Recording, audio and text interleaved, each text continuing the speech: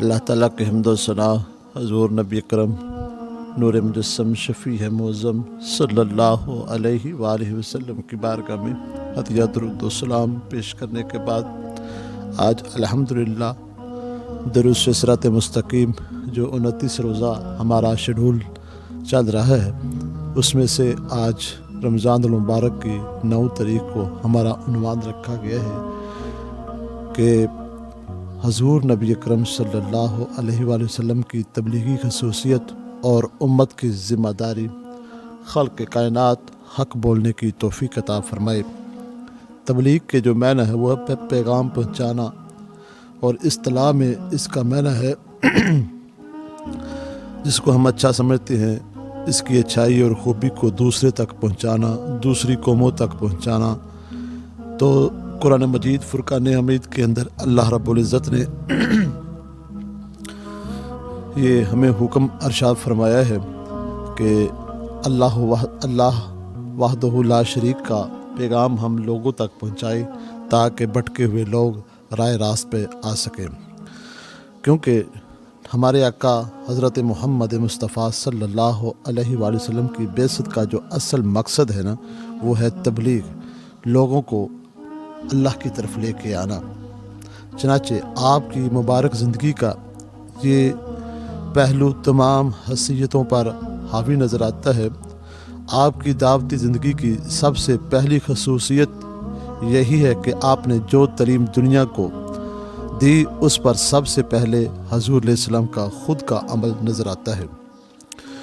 اور وہ کہا ہے نا، اللہ رب العزت نے آمن الرسول بما انزل الیہ من ربہ، رسول صلی اللہ علیہ وسلم اس پر ایمان لائے جو رب کی طرف سے نازل کیا گیا۔ تو دعوت آپ نے دی، آپ کی پوری زندگی اس کی جیتی جاگتی تصویر ہے۔ دنیا میں بے شمار لوگ آئے جنہوں نے زبانی تعلیمات تو دیں لیکن اس پر پوری طرح عمل نہ کر سکے، چاہے وہ اپنے ہو بیگانے ہو، ہر ایک کا چھوٹا ہو بڑا ہو، جس نے بھی جو کسی چیز کی دعوت دی لیکن اس پر عمل نہیں کر سکا۔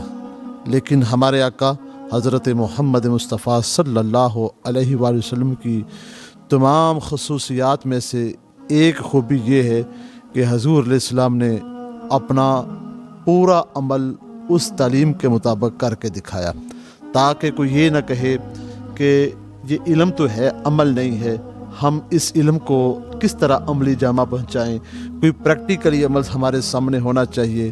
تو ہمارے آقا حضرت محمد مصطفیٰ صلی اللہ علیہ وآلہ وسلم نے اس پر عمل کر کے قیامت تک کے لیے تاریخ رقم کرتی کہ نہ تو کوئی پہلے تھا اور نہ قیامت تک کوئی آ سکتا ہے۔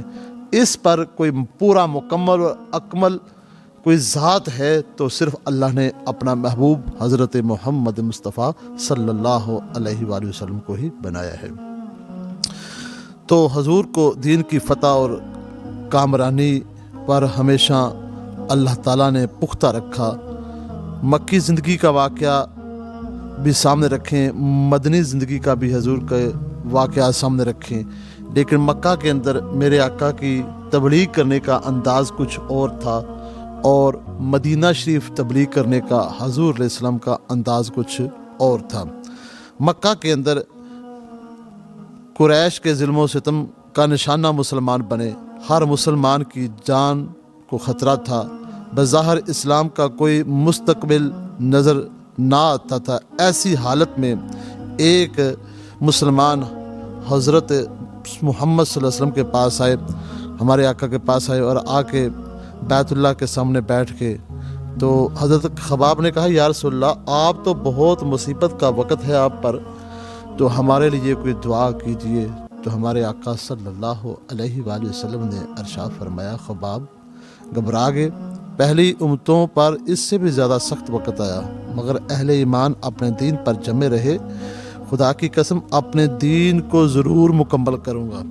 تو حضور علیہ السلام نے ان لوگوں میں تبلیغ کا کام شروع کیا جو اس قدر سخت تھے کہ جانور کو سامنے باندھ کر تیروں سے اپنے نشانے پکے کرتے تھے، اور گھر میں کوئی مہمان آ جاتا تو زندہ جانور کی ٹانگ کاٹ کر پکا کے مہمانوں کے سامنے رکھتے، اور جانور की तकलीफ़ को सामने न रखते, इतनी बेहसी कायम हो चुकी थी, हर तरफ अंधेरा ही अंधेरा था। औरतों, बाज़ार में औरतें बिकती थीं, किसी की इज़्ज़त महफूज नहीं थी। एक बंदे की इस तरह लातदाद बीवियाँ होती थीं और इस अंदाज में कि एक औरत के कई कई खामद भी होते थे। जब हर तरह का मामला बिगड़ चुका था, उस वक़्त अल्लाह ने अपने महबूब हज़रत मोहम्मद मुस्तफ़ा सल्लल्लाहु अलैहि वसल्लम को मबऊस फरमाया। और एक बात ये भी आती है कि आपने बेइज्जत से लेकर आखिरी वक्त तक दीन को फैलाने की इस कदर कोशिश की कि तारीख़ में इसकी मिसाल मिलती ही नहीं है। अब मैं आपके सामने ये बात रखूँगा तो आपकी अकल दंग रह जाएगी कि आपका हर लम्हा इस फ़िक्र में बसर होता कि किसी तरह खुदा ताला का पैगाम उसके बंदों तक पहुँचाएँ और इन्हें दोज़ख से बचाएँ, इस बात की फ़िक्र आपको रहती। एक मरतबा तो दिन की तबलीगी जद्दोजहद के बाद रात को इंतहाई थके हजूर अलैहिस्सलाम घर तशरीफ़ लेके आए तो हजूर अलैहिस्सलाम को पता चला कि फ़लाँ मुकाम पर, यानी कि हजूर अलैहिस्सलाम को बुखार हो चुका था, तो फ़लाँ मुकाम पर एक काफ़िला ने पड़ाव किया है। तो आपने जब ये सुना तो सुनते ही उठ के खड़े हो गए, तो अल्लाह ताला का पैगाम लोगों तक पहुँचाने के लिए चल पड़े। तो ग़ुलामों ने अर्ज़ किया, या रसूलुल्लाह सल्लल्लाहु अलैहि वसल्लम, आप थके हुए काफ़िले वालों को कल जाकर मिल लीजिए। आप तो अभी तो आपकी तबीयत बड़ी नासाज है, तबीयत थकी हुई है, बुखार है, आप थोड़ा सा आराम फरमा लीजिए, काफ़िले वालों के पास कल जाइएगा और कल जाके आप दीन हक़ का पैगाम दे दीजिएगा। तो हमारे आका हज़रत मोहम्मद मुस्तफ़ा से फरमाया, क्या मालूम कल सुबह तक मुझे मौत आ जाए या काफ़िले वाले रातों रात कहीं चले जाएं, इस सूरत में मेरा फ़र्ज़ जो है वो नामुकम्मल रह जाएगा। अब यहाँ पे गौर कीजिए कि जब मेरे नबी अलैहिस्सलाम ने हज्जतुल विदा के मौके पर हजूर अलैहिस्सलाम ने फरमाया कि अल्लाह ने एक बंदे को इख्तियार दिया है, चाहे वो दुनिया में रहे चाहे वो मेरे पास आ जाए, तो उस बंदे ने अल्लाह रब्बुल इज़्ज़त के पास जाना ही पसंद फरमाया है। तो जो रब मेरे कमली वाले महबूब सल्लल्लाहु अलैहि वसल्लम को इख्तियार दे रहा है कि आप चाहे दुनिया में रहें चाहे आ जाएं, तो हजूर अलैहिस्सलाम को अपनी पता भी है कि कल मेरी मौत नहीं है, कल मैं दुनिया से पर्दा नहीं फरमाना, कल वो जो कानून है कल लागू नहीं होना, लेकिन फिर भी हजूर अलैहिस्सलाम फरमा रहे हैं कि मुझे पता ही नहीं है। इसकी वजह यह है कि हजूर अलैहिस्सलाम हमें बताना चाह रहे हैं कि मेरे गुलामों, मैं तो वो हूँ, मुझे तो अल्लाह रब्बुल इज़्ज़त आके, देखिए मूसा अलैहिस्सलाम के पास आए, फरिश्ता तो आकर कहे आपकी मैं रूह कब्ज़ करने के लिए आया हूँ, तो मूसा अलैहिस्सलाम थप्पड़ लगाएं और उनकी आंख बाहर आ जाए, तो उनका अंदाज़ मूसा अलैहिस्सलाम को अच्छा नहीं लगा। लेकिन मूसा अलैहिस्सलाम ने ये बात जब सुनी, वो क्या कह रहे हैं कि आप की रूह कब्ज़ करने के लिए हैं। फिर अल्लाह की बारगाह में गए, तो अल्लाह की बारगाह से जब वापस आए हुक्म मिला, आप जाके उनकी बारगाह में यूँ अर्ज़ कीजिए। तो अर्ज़ की, अल्लाह के नबी, आप जितनी देर रह सकते हैं इतनी देर रह लीजिए, यानी कि एक जानवर के ऊपर हाथ अपना रखिए, जितने बाल अपने हाथ के नीचे आ जाएंगे आप उतनी देर तक रह सकते हैं। आपने फरमाया फिर क्या होगा? अर्ज़ की, फिर मौत आएगी तो वक़्त आ जाएगा। तो मूसा अलैहिस्सलाम ने कहने लगा, फिर भी तो आनी है ना, चलो आज ही सही। यानी कि इस तरह का अंदाज़ और इस तरह का माहौल बनाया जा रहा है हमें समझाने के लिए कि अल्लाह का नबी वो नहीं होता कि जिसको अचानक मौत हो और मुस्तफ़ा को पता ही ना हो। ऐसे कैसे मुमकिन हो सकता है? कोई नबी ऐसे नहीं है कि जिसको पता ही ना हो मैं किस वक्त दुनिया से चले जाना है। हर नबी को पता था। तो हमारे आका तो इमामुल अंबिया हैं, इसके बावजूद भी जब तबलीग का मामला सामने आया तो अर्ज़ कर रहे हैं गुलाम, सहाबा अर्ज़ कर रहे हैं, या रसूलुल्लाह सल्लल्लाहु अलैहि वसल्लम, आप कल सुबह चले जाइए और जाके तबलीग कर दीजिए। तो हजूर अलैहिस्सलाम ने उस वक्त क्या जवाब दिया? हजूर ने फरमाया, कल कोई पता नहीं है कि मेरी रूह भी कब्ज़ हो सकती है। अब जिनको हर चीज़ की खबर है उनको रूह की खबर नहीं थी, खबर थी, लेकिन ये सारा मामला, सारा निज़ाम, सारा सिस्टम और सारा जो भी माहौल है हजूर अलैहिस्सलाम ने हमारे लिए बनाया। गुलामों, मेरे गुलामों, आपको नहीं पता होगा, मुझ मोहम्मद को पता है, लेकिन मैं आपको ये सबक छोड़े जा रहा हूँ कि तबलीग का मामला एक ऐसा है, اللہ کے دین کا میسج ایک ایسا ہے کہ تجھے ایک لمحے کے لیے بھی ضائع نہیں کرنا چاہیے۔ تم نے یہ نہ دیکھو میں تھکا ہوں، تم یہ نہ دیکھو کہ مجھے بخار ہے، تم یہ نہ دیکھو کہ میری طبیعت بڑی ناساز ہے، تم بلکہ اٹھ کے پیغام دو۔ ہو سکتا ہے کہ دوسرا ہی چلا جائے تو تمہارا فرض ادا نہ ہو سکے۔ تو کملی والے محبوب صلی اللہ علیہ وآلہ وسلم نے تو اس قدر تبلیغ کی، اور آپ کی تبلیغ کی خصوصیت بھی یہی ہے۔ اور دعوت کی یہ جو دعوت کا کام ہے یہ بہت مشکل بھی ہے، کیونکہ میرے آقا صلی اللہ علیہ وسلم کے راستے پر کس طرح کانٹے بچھائے گئے، کس طرح حضور نماز پڑھ رہے ہیں تو نجاست والی چیزیں آپ کے اوپر پھینکی گئی، لیکن میرے کملی والے محبوب صلی اللہ علیہ وآلہ وسلم نے ایک لمحے کے لیے بھی نہیں، حضور علیہ السلام اپنے ثابت قدم رہے، استقامت کے ساتھ کام کرتے رہے۔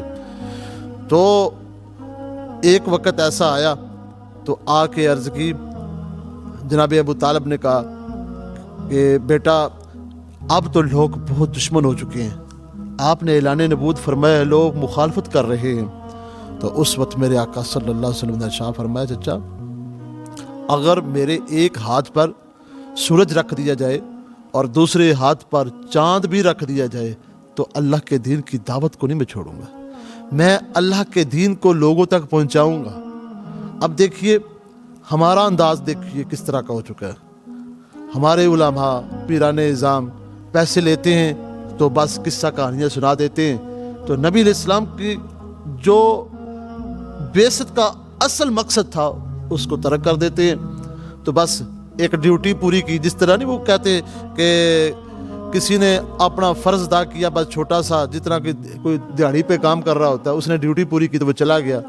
اور یار نہیں، تبلیغ کرو تو اپنی زبان سے بھی کرو، تبلیغ کرو تو اپنے کردار سے بھی کرو، اپنے وصف سے کرو، کیونکہ میرے آقا صلی اللہ علیہ وسلم کا انداز مبارک یہ تھا کہ بعض لوگ تو ایسے تو کہ حضور علیہ السلام کے چہرے کو دیکھ کر بھی اسلام میں داخل ہو جاتے تھے، بعض لوگ ایسے تھے جو حضور علیہ السلام کے اخلاق کو دیکھ کر اسلام میں داخل ہو جاتے تھے، بعض لوگ ایسے تھے جو مصطفیٰ جان رحمت صلی اللہ علیہ وآلہ وسلم کا شفقت فرمانے والا انداز جو تھا اس کو دیکھ کر حضور اسلام میں داخل ہو جاتے تھے۔ وہ دیکھیے نا کہ جب عبداللہ بن ابی سلول منافق تھا پکا، جب مرا تو اس وقت جس نے بڑی تکلیفیں میرے مصطفیٰ جان رحمت کو دی، تو جب وقت آیا اللہ اکبر موت کا، تو نبی علیہ السلام قبر میں خود اترے، آپ نے اپنی قمیض مبارک اتار کے پہنائی، تو عرض کی یا رسول اللہ صلی اللہ علیہ وسلم اس کے لیے دعا بھی نہ کیجئے، اور اس نے بڑا آپ کو تکلیفیں پہنچائی ہیں۔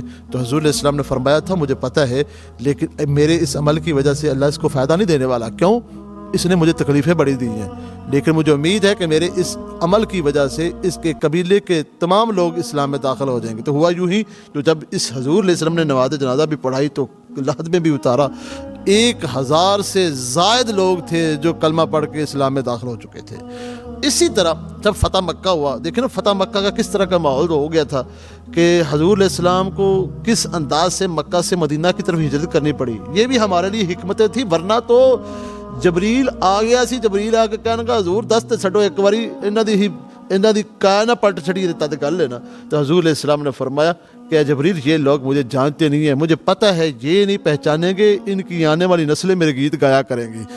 تو فتح مکہ کے اندر حضور نے جس وقت سب کو معاف کر دیا، 10,000 کا لشکر تھا اس وقت، اللہ اکبر اللہ اکبر، اس وقت ہر ایک تھر تھراتا کمپ کپا رہا تھا میرے ساتھ کیا بنے گا۔ حضور نے معاف کیا، جس وقت معاف کیا کئی لوگ اسلام میں داخل ہو گئے، اللہ اکبر اللہ۔ تو یہ محبوب علیہ السلام کا انداز مبارک ہے۔ یہ دیکھیے اللہ اکبر، حضرت امیر حمزہ کو شہید کرنے والے کو حضور علیہ السلام نے معافی عطا کی، وہ بھی اسلام میں داخل ہو گئے۔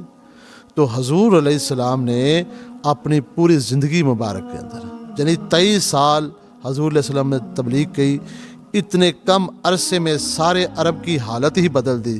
پھر آپ کی تعلیمات کا یہ اثر تھا کہ آپ کے بعد خلفائے راشدین نے بہت کم عرصے میں ایران، عراق، شام اور مصر جیسی حکومتوں پر قبضہ کیا، اور ان علاقوں میں اسلام تیزی سے پھیلا۔ حضور علیہ السلام کے اس تبلیغی کارنامے کو جاننے کے لیے ہمیں اس چیزوں کا، ان حالات کا جائزہ لینا چاہیے کہ کس طرح حضور علیہ السلام نے یہ سسٹم ہی بدل دیا. دیکھیے کعبۃ اللہ ہے، آج ہم کعبۃ اللہ کی طرف منہ کر کے نماز پڑھتے ہیں. 360 بت تھے کعبۃ اللہ میں، تو وہاں پہ انہوں نے ان کے نام رکھے ہوئے تھے، لات، منات، حبل، عزا، یہ بہت جو نا عظمت والے انہوں نے بنائے ہوئے تھے، اور ان کے سامنے دعائیں مانگتے، اپنے نفع نقصان کی التجائیں کرتے. تو 360 بتوں کی وہ پوجا کرتے تھے کعبۃ اللہ کی موجودگی میں. سمجھ نہیں آ رہی کہ کس طرح حضور کس قسم کے لوگ تھے. اپنے ہاتھوں سے ہی پتھروں سے بت بنا کے اور اپنے ہاتھوں سے بنانے کے بعد ان کی پوجا کرتے تھے، اور نفع نقصان کا ذمہ دار ان کو بناتے تھے. تو کعبۃ اللہ کو بھی پاک کر دیا، اور ان لوگوں کو بھی ایسا پاک کیا. آج کعبۃ اللہ میں بھی توحید کا ہی اقرار ہوتا ہے، وہاں پہ اللہ ہی کا نام ہوتا ہے، وہاں پہ مصطفیٰ پہ درود ہی پڑھا جاتا ہے. ہم نے وہاں پہ جا کے دیکھا ہر ایک اللہ کو پکار رہا ہوتا ہے، شرک کے قریب تک نہیں جاتا، کوئی بت وہاں پہ نہیں ہے. یہ کس کا کردار ہے؟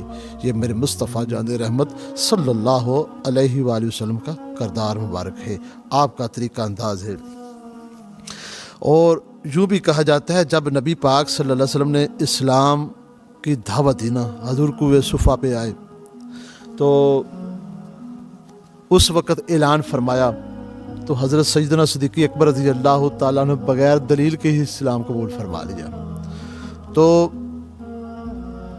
حضور علیہ السلام رات کے اندھیرے میں صدیق اکبر کے ساتھ غار ثور میں گئے، وہاں سے مدینہ شریف گئے. 8 سال بعد حضور علیہ السلام فتح مکہ آئے تو 10,000 کا لشکر لے کے آئے. 9 ہجری میں اتنے لوگ اسلام میں داخل ہوئے کہ اس سال کا نام عام الوفود رکھا گیا، یعنی وفدوں کا سال رکھا گیا. تو حضور علیہ السلام نے اس دن سے لے کر پھر تبلیغ شروع انداز کچھ اور اپنایا. تو جب حضور نے حجۃ الوداع کے موقع پر خطبہ ارشاد فرمایا، اس وقت 1 لاکھ سے زائد صحابہ موجود تھے. میرے مصطفیٰ کے دور کے اندر ہی 10 لاکھ مربع میل پر حضور علیہ السلام نے حکومت کی، اور نظام بھی دیا، سسٹم بھی سارا سامنے رکھا کہ اس طرح کی تم نے زندگی گزارنی ہے، اس کے علاوہ تم نے زندگی گزارنی نہیں ہے. اور یوں بھی کہا جاتا ہے کہ امت مسلمہ کی جو تبلیغی ذمہ داری ہے یہ ہمیں اپنانی چاہیے کہ جس طرح حضور علیہ السلام نے ساری زندگی پیغام حق کو پھیلانے کے لیے صرف کی، اسی طرح امت کی ذمہ داری ہے کہ وہ اپنے نبی کی پیروی کرتے ہوئے نہ صرف دین اسلام کے احکام پر عمل کرے بلکہ دوسروں کو بھی ایسا کرنے کی ترغیب دے. اللہ اکبر، اللہ اکبر. اسلام کو دوسروں تک پہنچانے کا مطلب محض عام طرز کی تبلیغ نہیں بلکہ ایسی تبلیغ و اشاعت ہے جس کی شہادت یعنی گواہی کا نام، جسے شہادت یعنی گواہی کا نام دیا گیا ہے. یعنی اسلام کو لوگوں تک پہنچانے کا کام مسلمان ہر ممکن حد تک کرے. اور یعنی کہ جس طرح آپ صلی اللہ علیہ وسلم نے حضرت علی رضی اللہ تعالیٰ عنہ کو مخاطب کر کے فرمایا، اے علی تمہاری کوشش سے ایک آدمی کا بھی دین حق قبول کر لینا 100 سرخ اونٹوں سے بہتر ہے. اسی طرح ایک موقع پر آپ نے فرمایا، تم میں جو کوئی برائی کو دیکھے اسے ہاتھ سے روکے، ہاتھ سے نہیں روک سکتا تو زبان سے روکے، زبان سے نہیں روک سکتا اپنے دل میں برا کہے. یعنی کہ وہ جو برا کہنے والا معاملہ ہے نا وہ سب سے چھوٹا ایمان، ادنا درجے کا ایمان ہے. تو نبی کریم صلی اللہ علیہ وآلہ وسلم نے ارشاد فرمایا کہ قسم ہے مجھے اس کی جس کے قبضے میں میری جان ہے، تمہیں نیکی کی ضرور دعوت دیتا رہوں گا، ہدایت کرتا رہوں گا اور برائی سے ضرور روکتا رہوں گا، ورنہ عین ممکن ہے کہ اللہ تعالیٰ اپنی طرف سے عذاب بھیجے اور تم اسے پکارو تو تمہیں جواب ہی نہ آئے. تو لہٰذا اللہ رب العزت کا پیغام لوگوں تک پہنچانا چاہیے. اور اللہ تعالیٰ یہ بھی فرماتے ہیں تم لوگ ایک بہترین امت ہو. قرآن کا یہ آیت کا مفہوم ہے کہ تم لوگ بہترین امت ہو جو لوگوں کے لیے ظاہر کی گئی ہو. تم لوگوں کو اچھے کاموں کا حکم دیتے رہو اور بری باتوں سے روکتے رہو. اور یہ بھی فرمایا تم میں سے ایک ایسی جماعت ضرور ہونی چاہیے جو خیر کی طرف بلائے، نیک کام کرنے کہے اور برائی سے روکے. تو نبی کریم صلی اللہ علیہ وآلہ وسلم نے ہمیں ایک نصاب دیا ہے اور اس نصاب کے تحت ہمیں چلنا چاہیے. آپ کا طریقہ مبارک بڑی شان و عظمت والا ہے، کیونکہ حضور علیہ السلام کی تبلیغ کا جو بنیادی مقصد ہے وہ دوسروں تک پیغام پہنچانا ہے۔ آپ کی نبوت کا دائرہ پورے عالم پر محیط تھا، تو عملی سہولت کے لیے آپ نے ایک خاص ترتیب ملحوظ رکھی اور دعوت اسلام کو اپنے گھروں سے شروع کر کے بتدریج عالمی پیغام بنا دیا۔ آپ نے سب سے پہلے ان لوگوں کو اسلام کی دعوت دی جو آپ کی صحبت سے فیض یاب ہو چکے تھے۔ آپ کے اخلاق و عادت 40 سالہ زندگی کے معمولات سے اچھی طرح واقف تھے، یعنی کہ نبی کریم صلی اللہ علیہ وآلہ وسلم نے جب 40 سال وقت گزارا تو جو حضور علیہ السلام کے قریب لوگ تھے جو جانتے تھے کہ نبی علیہ السلام نے کبھی جھوٹ نہیں بولا، نبی علیہ السلام نے کبھی کسی کا حق نہیں کھایا، نبی علیہ السلام کبھی بھی کسی دوسرے کام کی طرف رخ نہیں کیا جو غیر اللہ کی طرف ہو، تو سب سے پہلے حضور علیہ السلام نے ان کو دعوت دی۔ تو اس کے بعد آپ نے ان کو دعوت دی، یعنی کہ یوں کہہ لیجئے کہ حضرت خدیجہ رضی اللہ تعالی عنہ، نبی علیہ السلام نے ان کو دعوت دی تو انہوں نے اسلام قبول فرما لیا۔ اسی طرح حضرت ابوبکر صدیق رضی اللہ تعالیٰ عنہ کو دعوت دی تو انہوں نے اسلام قبول فرمایا، زید بن حارث کو دعوت دی تو انہوں نے اسلام قبول فرمایا، اور نو عمروں میں یعنی کہ چھوٹوں لوگوں میں جن کی عمر چھوٹی تھی بچپن میں جن کو دعوت دی حضرت علی رضی اللہ تعالیٰ عنہ کو، تو انہوں نے اسلام قبول فرما لیا۔ حضرت ابوبکر صدیق رضی اللہ تعالیٰ عنہ ایک با اثر شخصیت تھی، دولت مند اور فیاض تھے وہ، اور ان کی ترغیب سے کچھ لوگ مثلا حضرت عثمان غنی رضی اللہ تعالیٰ عنہ دار اسلام میں داخل ہوئے، حضرت زبیر، حضرت عبد الرحمن بن عوف، حضرت سعد بن ابی وقاص، حضرت طلحہ مشرف با اسلام ہوئے۔ پھر ان کی کوشش سے اسلام کا اثر لوگوں تک بھی پہنچا اور ایک اچھی خاصی جماعت دار اسلام میں داخل ہو گئی، اور اس کے بعد نبی علیہ السلام نے رشتہ داروں کی طرف بھی رخ کیا۔ لیکن یہاں پہ غور کرنا چاہیے کہ حضور علیہ السلام نے سب سے پہلے گھر والوں سے شروع کیا، اور ہمارے لیے یہ سبق چھوڑا کہ امت جب تبلیغ کا کام کرے، جب ذمہ داری نبھائے، دعوت کا کام کرے، تو سب سے پہلے اپنے گھر کی طرف رخ کرے۔ دیکھیے نا حضرت ابراہیم علیہ السلام کہاں سے شروع ہوئے، اسی طرح میرے آقا حضرت محمد مصطفیٰ صلی اللہ علیہ وآلہ وسلم نے سب سے پہلے اپنے گھر سے شروع کیا، حضرت سیدہ خدیجہ سے شروع کیا، حضرت دوست اپنے حضرت ابوبکر صدیق سے شروع کیا، حضرت زید بن حارث سے شروع کیا، حضرت علی رضی اللہ تعالیٰ عنہ سے تبلیغ کا سلسلہ شروع کیا۔ اور ہماری طرح نہیں کہ ہمارے گھروں میں منافقت پھیلی ہو، لوگوں کو ہم تبلیغ کرتے ہوں، ایسی بات نہیں۔ بندہ وہی ہوتا ہے، اور نبوی طریقہ، انداز، لہجہ، حضور علیہ السلام کی سیرت، حضور علیہ السلام کا طریقہ، حضور علیہ السلام کا وصف وہی اپنا رہا ہوتا ہے جو سب سے پہلے اپنے گھر کا ماحول ٹھیک کرتا ہے۔ جو اپنے گھر کا ماحول ٹھیک کر لیتا ہے، تبلیغ کر لیتا ہے، پھر لوگوں کی طرف، رشتہ داروں کی طرف چلے، رشتہ داروں کی طرف پھر باہر چلے۔ آج جس کو دیکھو وہ تبلیغ کے لیے تو نکل پڑتا ہے، لیکن گھر کا ماحول کس طرح کا ہوتا ہے، رشتہ داروں کا ماحول کس طرح کا ہوتا ہے، جس کو دیکھو بس زبان سے کہتا ہوتا ہے کہ اللہ کی طرف آؤ، بس یہی ہوتا ہے، اس کے علاوہ کچھ بھی نہیں۔ نہ وہ خود کو بدلتا ہے، نہ دوسروں کو بدلنے کی کوشش کرتا ہے۔ میرے نبی پاک صلی اللہ علیہ وسلم نے دعوت کی، سارے لوگوں کی، رشتہ داروں کی دعوت کی، تو حضور علیہ السلام نے اسلام کی دعوت دی۔ پھر جب اسلام کی دعوت کی تو سارے اٹھ کے چلے گئے، تو حضرت علی رضی اللہ تعالیٰ عنہ نے حضور کی بارگاہ میں اسلام قبول فرمایا۔ حضور اٹھ کے کھڑے ہو گئے، یا رسول اللہ میں حاضر ہوں۔ حضرت علی رضی اللہ تعالیٰ عنہ نے کہا، یہی سلسلہ لے کے صحابہ کرام آگے چلے، یہی سلسلہ حضرت عمر فاروق رضی اللہ تعالیٰ عنہ کا تھا۔ دیکھیں 1036 شہر حضرت عمر فاروق رضی اللہ تعالیٰ عنہ نے فتح کیے۔ حضرت صدیق اکبر رضی اللہ تعالیٰ عنہ نے کئی لاکھ مربع میل پہ حکومت کی۔ یعنی یوں سمجھ لیجئے کہ جس وقت نبی علیہ السلام نے ریاست مدینہ قائم کر دی، اس وقت 10 لاکھ مربع میل پر حکومت تھی، لیکن جس وقت حضرت عمر فاروق رضی اللہ تعالیٰ عنہ کا دور آیا، اس وقت 22 لاکھ مربع میل پر حکومت تھی۔ تو وہ تبلیغ کا کام جو تھا، جو دین حق کا پیغام تھا، وہ صحابہ لے کے چلے۔ حضور کی ایسے ایسے غلام ہیں جو 27 سال بعد تبلیغ کر کے واپس آئے۔ تو ہم نے کیا کیا؟ آج تک کچھ کر سکیں ہم لوگ؟ دیکھیے میرے امام حسین رضی اللہ تعالیٰ عنہ میرے سر کے تاج ہیں، انہوں نے اس دین کو بچانے کے لیے کیا کچھ نہیں کیا۔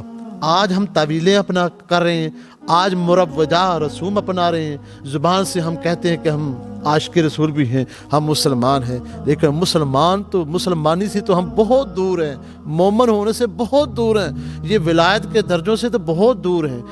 کس قدر کس محنت سے میرے نبی علیہ السلام دین لے کے آئے اور اللہ کی طرف سے پیغام لے کے آئے، اور اللہ تعالیٰ نے اپنے دین کو سر بلند کرنے کے لیے انبیاء کو بھیجا، پھر امام الانبیاء کو بھیجا، پھر حضور کے صحابہ لگے رہے، پھر تابعی لگے رہے، پھر تبع تابعی لگے رہے، پھر ہمارے اولیاء صوفیاء یہ کام کرتے رہے۔ دیکھیے نا، حضرت خواجہ معین الدین چشتی رحمۃ اللہ تعالیٰ علیہ نے 90 لاکھ بندے کو مسلمان کیا، اور ایک تو یوں میں نے ایک مقام پر پڑھا ہے کہ 90 لاکھ کو دعوت دیا، 9 لاکھ جو اسلام میں داخل ہو، چلو کوئی بھی ہے لیکن کیا تو صحیح نا۔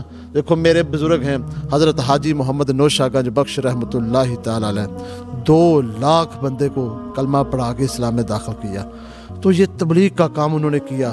ہم کیا کر رہے ہیں؟ ہم تو خود کو مسلمان نہیں کر رہے، صرف جس کو دیکھو وہ ایڈوانس ہو چکا ہے، جس کو دیکھو وہ کہتا ہے کہ بس جو میں جانتا ہوں اور کوئی جانتا نہیں ہے۔